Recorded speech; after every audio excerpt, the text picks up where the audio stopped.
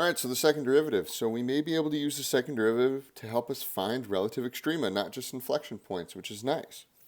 So the second derivative test is going to be used for finding relative max and min.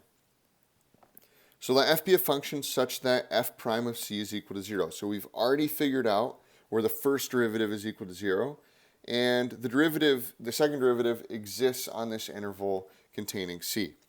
So if f prime of c is greater than 0, then what we're going to have here, f of c is a relative minimum, because if it was positive, we got an upward, so it would look like we had a minimum. If f double prime of c is less than 0, then f of c is a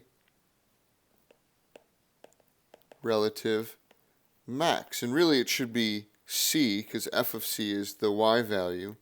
But if I put c is a relative max, there we go. Because remember, if we're concave down during that area, it's got to be a positive. And if f double prime of c is equal to 0, then the test fails.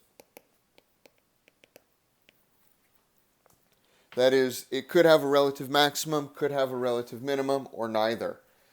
So, could have a relative max / min, or neither. We would need to look at the first derivative test.